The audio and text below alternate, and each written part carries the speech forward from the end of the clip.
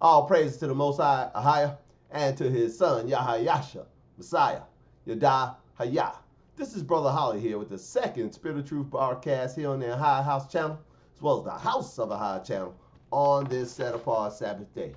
First and foremost, as always, let's give all glory, praise, and honor to the great I am, he who is, was, and is to come, the Almighty One, YAHAYAH, and to his son, YAHAYAH'S, Messiah, who gave himself for us that we might have life, and that life is in him, YAHAYAH.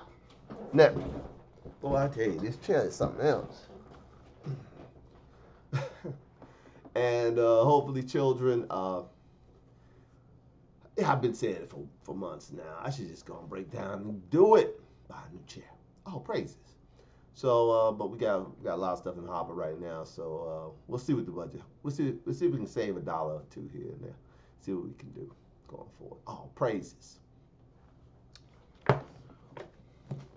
We'll be coming from the Learn Paleo Hebrew Torah, Lashon Kadosh, Holy Tongue, YASHARAHLA Bible Scriptures. And the reason we're reading from this version of the Scriptures for the second broadcast is I want to talk to you about something that has been burning in my spirit for quite a while now. This propensity that our people in these enlightened times still refer to themselves as ISRAEL, or call themselves ISRAELites. If you have been around here for a little bit, I've done a couple of different teachings on this in the past. I see I got to swing back again. And I'm not just being a stickler for using the more ancient terms as opposed to the more contemporary terms. This is not an attempt to confuse people. This is an attempt to get it right, because these words have meanings, children, and if there's a different meaning between ISRAEL and YASHARAHLA, then, and if one means one thing, the other means another, then we're going to have to determine, once we have those definitions fixed in our minds, we're going to have to determine which is right and which is wrong. And so, and this particular version of the scriptures gives some explanations on how the compiler of this particular version of the scripture is leaning on this very important question. So, without further ado, I'll just start reading. Turn, with, if you will, to Genesis chapter 32. And this is a story we're all familiar with. Genesis 32, starting at verse 24. And Jacob was left alone, and there wrestled a man with him until the breaking of day. And when he saw that he prevailed not against him, he touched the hollow of his thigh, and the hollow of Jacob's thigh was out of joint, as he wrestled with him. And he said, let me go. This is the man that Jacob was wrestling with. Verse 26. This is Genesis 32:26. And he said, let me go, for the day breaks. And he said, I will not let thee go, except thou bless me with your highlight. Boy, you've heard this all your Christian life, didn't you? I ain't letting you go till you bless me. And he said unto Jacob, what is your name? And he said, Jacob. And he said, thy name shall be called no more Jacob, but Israel. For as a prince hast thou power with Allahayah and with men, and hast prevailed with your highlight. So, from the scriptures, we get a definition of Israel as this: a prince with power you shall be, for you wrestled with Allahayah and prevailed. Is that so? Is it so that a man can wrestle with the Most High and win? Has anywhere ever in all the scriptures the Most High had allowed himself to be bested by a man? Did he allow himself to be bested by Adam in the garden? Did he allow himself to be bested by the serpent in the garden? Did he allow himself to be bested by Satan when Satan rebelled? Or did he just banish him from heaven with a thought, the wave of his hand? Him and a third of the angels. Get out of here. If he's not all powerful, then he's not Alahaya. He's not almighty if there's someone who can have that can best him. So by the very nature of the meaning of the name Yisrael, we find a contradiction. And another reason that I chose this particular version of the scriptures is this footnote found within it. This is a footnote found in Genesis chapter 32 in the Learn Paleo Hebrew Torah Lashwan Kodash Holy Tongue YASHARAHLA Bible Scriptures, and that is on page 68. The footnote says there are a lot of errors in this chapter. Speaking of chapter 32 of Genesis. No verse 33 in the KJV, and there are some left tiles missing in the KJV. So, it not only pointed out that there are some left tile markers missing, and that verse 33 is a complete fabrication, but it says a lot of errors. I believe that the whole renaming of Jacob is in error, because everybody else who got renamed in the scriptures, their name stayed that way the rest of the way. You never heard Abraham referred to as Abram again after the Most High changed his name. You never heard Sarah referred to as Sarai again after the Most High changed her name. But we can read in the prophets, we can read in the Gospels, we can read in the epistles of the apostles, all the way to the end of the book. We can read the name Jacob being mentioned.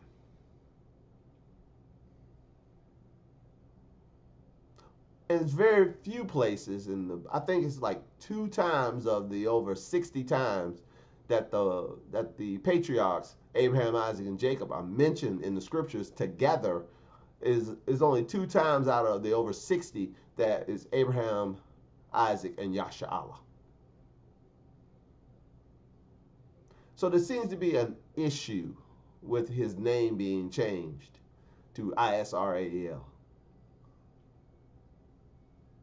Not only in the definition of that name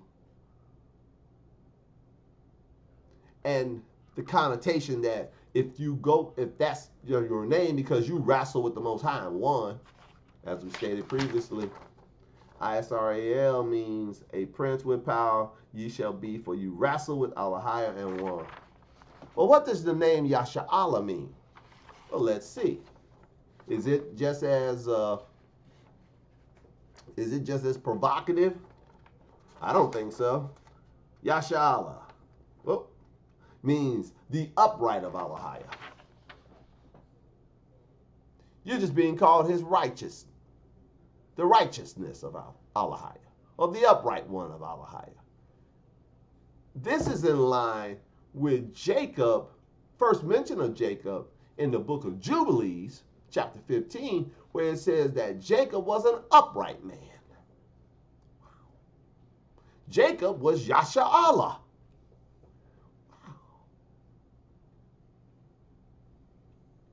Nowhere did it mention in Jubilees that Jacob was Yisrael.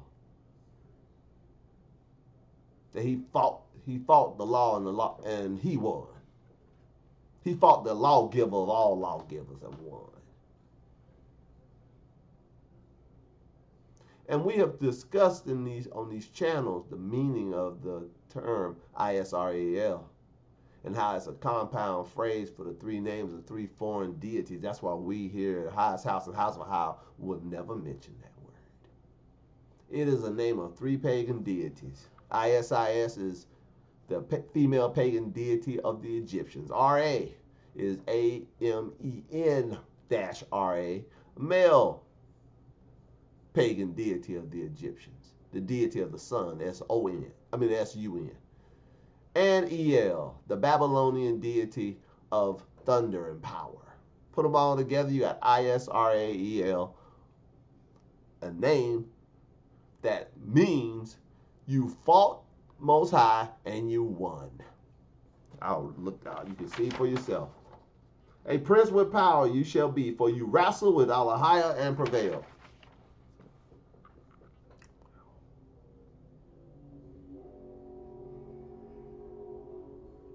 And we just read it in the chapter that, according to the compiler of this particular book of scripture that I'm reading from at the moment, said there's issues with this whole chapter. And you ain't lying, brother.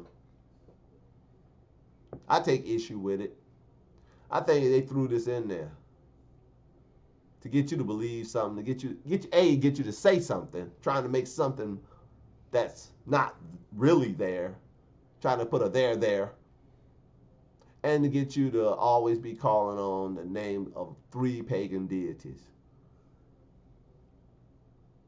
Instead of being reminded to walk upright before the Most High. Let your name be who you are, child. Be called by YASHARAHLA. Be called the upright of AHAYAH. And walk in it. And live in it. For he said it's going to be a gate open for a righteous nation, a Yasha nation to walk in. Open up the gates and let the nation of righteousness come in. It says in Isaiah chapter 51, let's read it.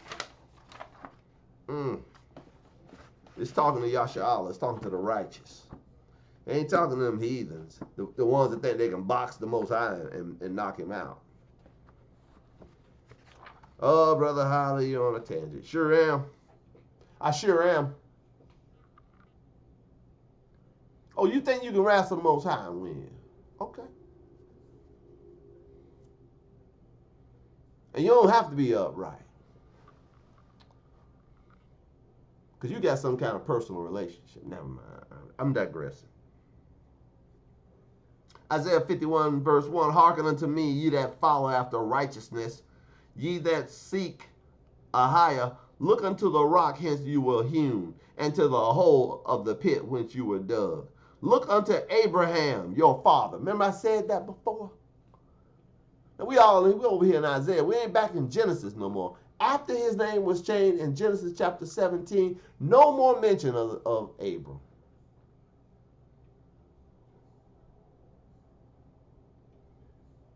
All the while, Abraham, father of many nations.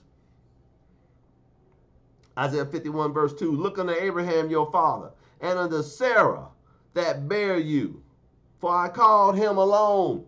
Will you understand that? Will you highlight that? Abraham was called alone. It says in 2 Esdras chapter 3 that only unto Abraham did the Most High show his will. And let me help you. Sarah, whose name was changed from Sarai, she only gave birth to one child her entire life. And she was old when she did it. She gave birth to Isaac. So if you're not of the seed of Isaac, then Sarah ain't your grandmama. Sarah ain't Ishmael's mother. So all Ishmaelites, Isaiah 51 ain't talking to you. All the children of Keturah, who are the children of Abraham, but they're not the one Sarah bore. For the Most High said in Genesis 17, I will bless Ishmael, but my covenant is with Isaac.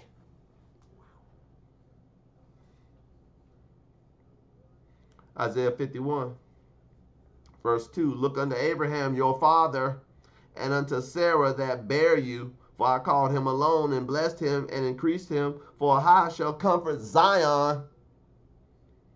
He will comfort all her waste places, and he will make her wilderness like Eden, and her desert like a garden of AHAYAH. Joy and gladness shall be found therein, thanksgiving and the voice of melody. Hearken unto me, my people, and give ear unto me, O my nation. For the Torah law shall proceed from me, and I will make my judgment to rest for a light of the people. My righteousness is near. My salvation is gone forth, and my arm shall judge the people. The isles shall wait upon me, and on my arm shall they trust. Lift up your eyes to the heavens, and look upon the earth beneath, for the heavens shall vanish away like smoke, and the earth shall wax old like a garment, and they that dwell therein shall die in like manner. But my salvation shall be forever, and my righteousness shall not be abolished. Hearken unto me, ye that know righteousness, the people in whose heart is my Torah law. We highlight. That's Isaiah chapter 51, verse 7. Fear ye not the reproach of men, neither be afraid of their revelings. Who on this planet, what nation of people, according to the scriptures, have the Torah in their heart? I'll wait. I'll give you a hint. Jeremiah chapter 31, verse 31 through 34, and Hebrews chapter 8, verse 8 through 12. They'll tell you that the house of YASHARAHLA, or the house of the upright of AHAYAH, and the house of YAHAYAH, or the house of his praise, or house of Judah, have the Torah in their heart. I will write my Torah law in their heart. These are the only people groups. The house of YASHARAHLA, which is the northern kingdom, and the house of Judah, which is the southern kingdom, making all 12 tribes of YASHARAHLA. These are the only people on the earth that the Most High promised to write his law in their heart. And he's talking to them right here. He's talking to me and you. Hebrew, listen up. Isaiah 51:7. Hearken unto me, you that know righteousness. You that know how to be YASHARAHLA. The people in whose heart my Torah law, in whose heart is my Torah law. Fear ye not the reproach of men, neither be afraid of their reviling. For the moth shall eat them up like a garment, and the worm shall eat them like wool. But my righteousness shall be forever, and my salvation from generation unto generation.